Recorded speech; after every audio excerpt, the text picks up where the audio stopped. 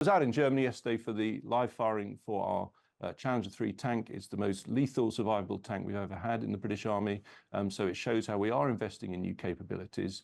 I want to talk about the numbers that we talked about yesterday, if I may, to begin with. Was your government trying to con us yesterday? Were you trying to con the British people when you said you were going to spend 75 billion extra on defence? It's not 75 billion extra. Jeremy Hunt has done an interview saying it's only 20 billion when compared with the current spending of 2.3% of GDP. That number was an untruth, was it not, yesterday?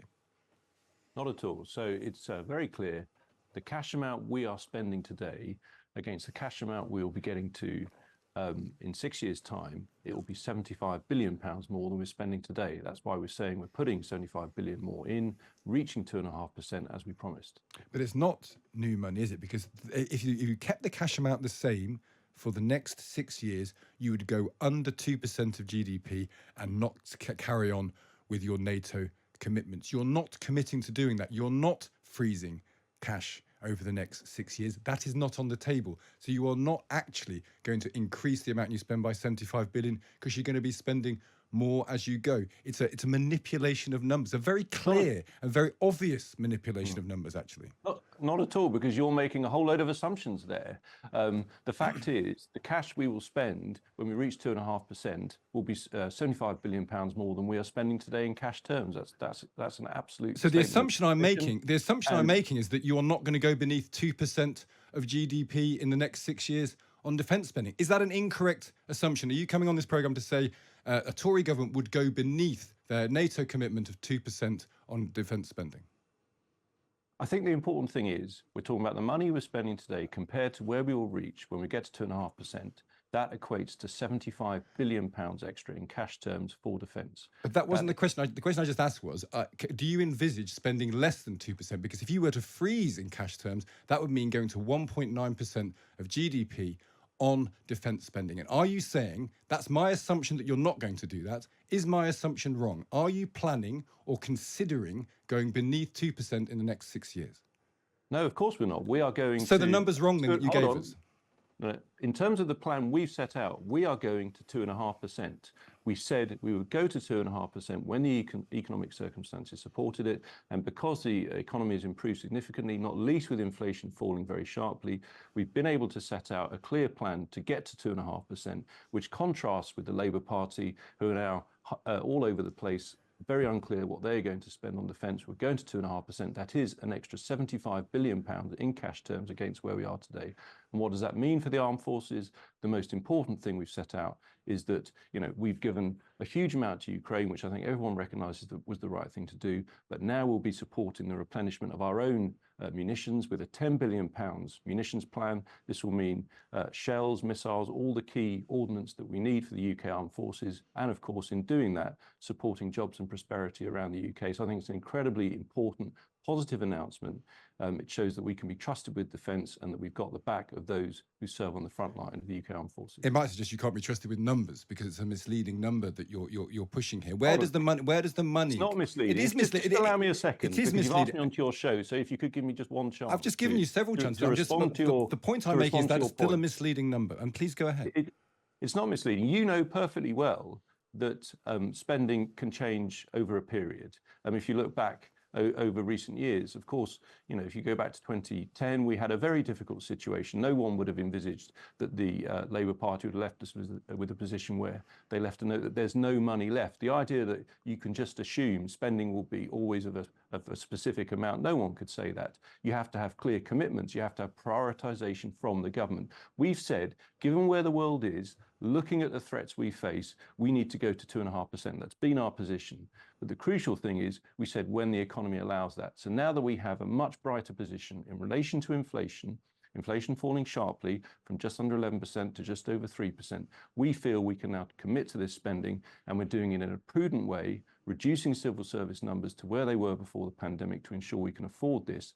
But the crucial thing is what that means is we can now get those crucial munitions to the front line, replenishing our stocks so that the British Armed Forces are in a position to ensure the safety that we all depend on here in the United Kingdom. So reducing civil servant numbers will get you 75 billion. You know perfectly well I didn't say that. No, but you said that 75 billion is being extra and you're getting it from reducing numbers, civil service numbers. So therefore, the civil service number must equate to the 75 billion. No, because it's not the whole part of it. We've said that an important part of this additional money will come from reducing civil service numbers. How much? We've also said that research and development funding will increase. So defence will get a bigger share of government R&D spend. Okay. We think that's incredibly important because ultimately, if you want to compete in the modern battle space, you have to have the best capability, which means supporting innovation and research and development. How much will come from reducing civil servant numbers?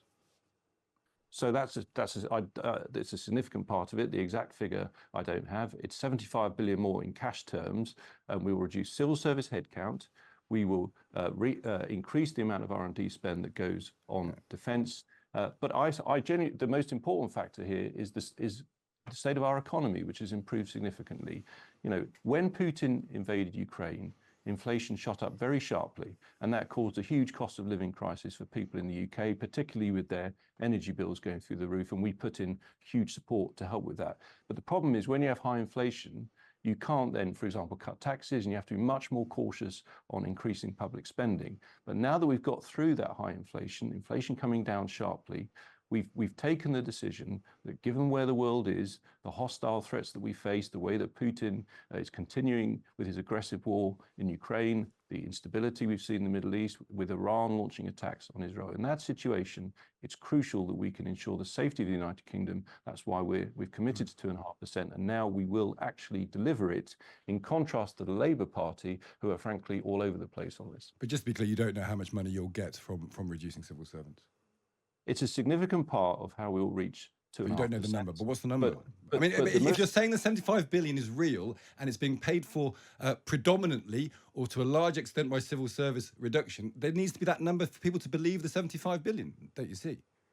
So what the crucial point is, you said that we are not increasing spending by 75 billion pounds. Yes. The cash amount today versus the cash amount that we will reach when we get to 2.5%, the difference is 75 billion pounds. It's a huge amount of extra investment. It includes our 10 billion pounds over 10 years for our munitions plan so that we can replenish our stocks. But I think also crucially, and civil service isn't the only part of it, R&D spend will increase.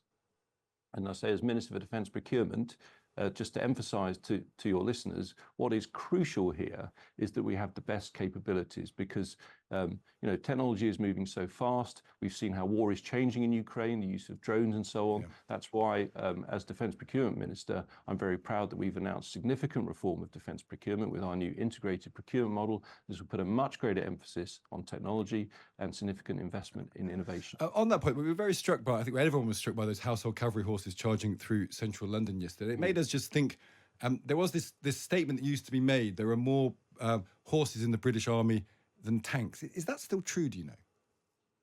I've had written questions on that, and it is a fact that there are more horses than tanks. But of course, we do have hundreds of horses. Now, if you don't want that to be the case, you have two choices. You can either put down lots of those horses, or you can buy hundreds more tanks, which is extremely expensive. Horses are a vital part of our armed forces, particularly for the British Army, ceremonially and operationally. So they still perform. I'm not trying to get rid of them. I'm not making that argument. I'm just interested. They still work operationally. They're still used in action, as it were. Well, I mean, obviously, we're talking about primarily operationally in terms of ceremonially. You saw them at the huge ceremonies we've had recently. We've had, the coronation and so on. I would class that as part of the operational duties of the household cavalry. It's an incredibly important part of how they function. It's an important part of training for when you join those regiments. So they are part of our DNA in the British Armed Forces. But if I may, of tanks, we had a very successful live. Well, I was going to ask you about that. Tell us about the Challenger tank. Tell us about that. So I was out in Germany yesterday for the live firing for our Challenger 3 tank. It's the most lethal survivable tank we've ever had in the British Army. So it shows how we are investing in new capabilities. And I think with the extra funding we're putting in place, it really underlines the crucial point here is ultimately we want to have a safer world. We want to deliver a more secure United Kingdom, and that comes from investing in our armed forces and delivering the best capability to them. Just before you go, I'm just interested, we were talking about PMQs yesterday and Angela Rayner calling the Prime Minister a pint-sized loser.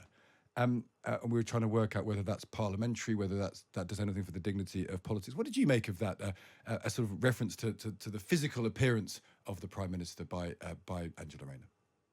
Well, what I would reflect is that yesterday the Prime Minister, as you know, was in Germany. The day before was in Poland.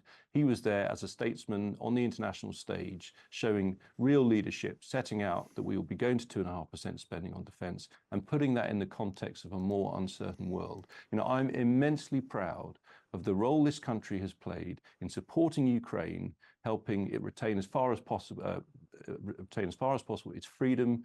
And of course, the situation there is very difficult, but the only way we are going to resist despots like Putin is by showing we are strong. That's why it's so significant that in the US we've seen approval of that extra funding, but also in the UK we are backing our armed forces, going to 2.5%.